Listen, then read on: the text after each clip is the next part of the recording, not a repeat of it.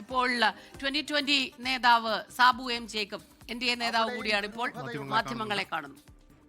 ആ ചാനല് ഇന്ന് പാർട്ടിയുടെ മുഖ്യ ചാനല് കൈരളി ഇതിനേക്കാൾ കൂടുതലായിട്ട് പിണറായി സർക്കാർ ചെയ്യുന്ന അഴിമതിയും അവർ ചെയ്യുന്ന വൃത്തികേടുകളും വെള്ളപൂശി അവർക്ക് വേണ്ടി പ്രവർത്തിക്കുന്ന ഒരു ചാനലായിട്ട് പ്രവർത്തിക്കുകയായിരുന്നു. അപ്പോൾ നമ്മൾ കേന്ദ്ര ആഭ്യന്തര മന്ത്രാലയത്തിൻ്റെ സുരക്ഷാ ക്ലിയറൻസ് ഇല്ലാതെ, ബ്രോഡ്കാസ്റ്റിംഗ് ലൈസൻസ് ഇല്ലാതെ, ആരുടെ ഒത്താശയോടുകൂടി ഈ 2 വർഷം ഈ ചാനൽ പ്രവർത്തിച്ചു എന്നുള്ളതാണ് നമ്മൾ അന്വേഷിക്കേണ്ടത്. ഈ റിപ്പോർട്ടർ TV എന്ന് പറയുന്നത് ഇതിനു മുമ്പ്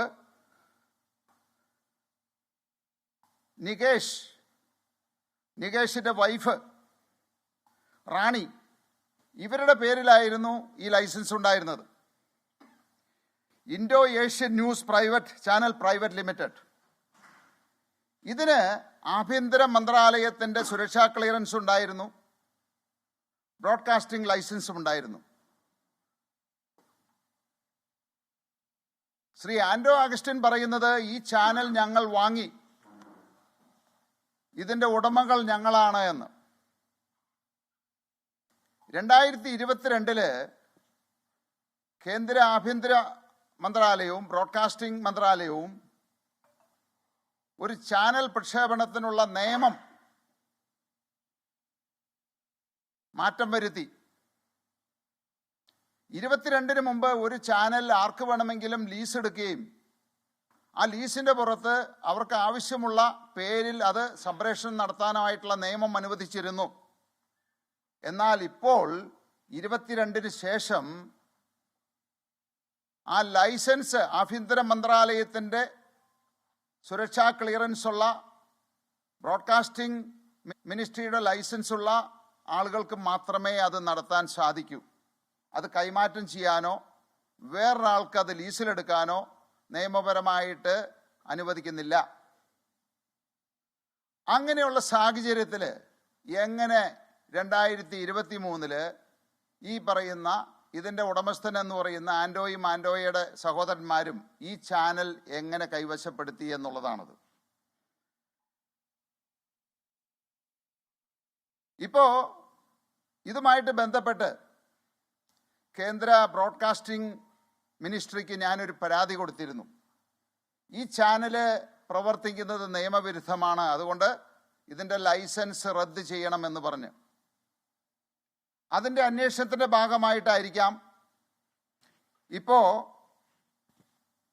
നികേഷിൻ്റെയും വൈഫ് റാണിയുടെയും പേരിലുള്ള Indo Asian news channel private ലിമിറ്റഡിൻ്റെയും ദേശീയ സുരക്ഷാ ക്ലിയറൻസ് റദ്ദ് ചെയ്തിരിക്കുകയാണ്.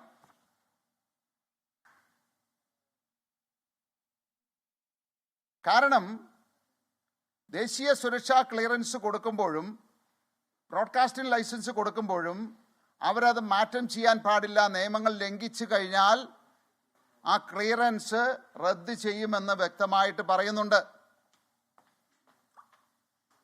അപ്പോൾ ഇപ്പോഴത്തെ സാഹചര്യത്തിൽ നികേഷിൻ്റെ പേരിലുള്ള Indo Asian news channel private ലിമിറ്റഡിൻ്റെ ദേശീയ സുരക്ഷാ ക്ലിയറൻസ് റദ്ദ് ചെയ്തിരിക്കുകയാണ്. അവർക്ക് ഏതെങ്കിലും കാരണം ബോധിപ്പിക്കാനുണ്ടെങ്കിൽ ഏപ്രിൽ മാസം 2 ബോധിപ്പിക്കണമെന്ന് പറഞ്ഞ് ഷോക്കോസും കൊടുത്തിട്ടുണ്ട്. അപ്പം ഇവിടെ 2 ഗുരുതരമായ കുറ്റമാണുള്ളത്. ഒന്ന്, ഇൻഡോ ഏഷ്യൻ ന്യൂസ് ചാനലിൻ്റെ പേരിലുള്ള ദേശീയ സുരക്ഷാ ക്ലിയറൻസും ബ്രോഡ്കാസ്റ്റിംഗ് ലൈസൻസും വെച്ച് വേറെ ആർക്കും അത് നടത്താനായിട്ടുള്ള അവകാശമില്ല. എന്നിരിക്കെ കഴിഞ്ഞ 2 വർഷമായിട്ട് എല്ലാ നിയമങ്ങളും കാറ്റിൽ പറത്തി, എല്ലാ നിയമങ്ങളും ലംഘിച്ചുകൊണ്ട് ഈ റിപ്പോർട്ടർ ചാനൽ ആൻഡോ അഗസ്റ്റിൻ ബ്രദേഴ്സ് നടത്തുകയായിരുന്നു. ഇപ്പോൾ അതിന് ഉപരിയായിട്ടാണ് ഇൻഡോ ഏഷ്യൻ ന്യൂസ് ചാനലിൻ്റെ കൂടി ദേശീയ സുരക്ഷാ ക്ലിയറൻസ് ആഭ്യന്തര മന്ത്രാലയം റദ്ദ് ചെയ്തിരിക്കുന്നതായി ഇന്നലെ ഹൈക്കോടതിയെ അറിയിച്ചത്. അപ്പം അതുകൊണ്ട് ഒരു നിമിഷം പോലും ഈ ചാനൽ പ്രവർത്തിക്കാൻ നിയമപരമായിട്ട് അനുവദിക്കുന്നില്ല.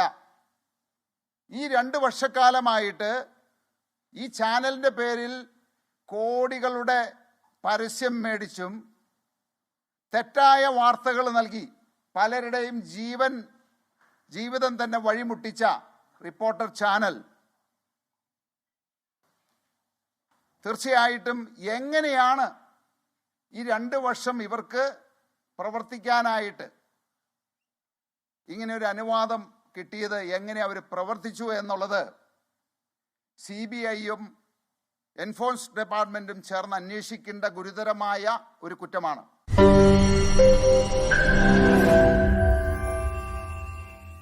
ലോകത്തെവിടെയായാലും ഏത് സമയത്തും 24 വാർത്തകളും ഓഗ്മെന്റഡ് റിയാലിറ്റി പാക്കേജുകളും എക്സ്പ്ലെയിനറുകളും വിശദമായി കാണാൻ ഞങ്ങളുടെ യൂട്യൂബ് ചാനൽ നിങ്ങൾക്ക് സബ്സ്ക്രൈബ് ചെയ്യാം.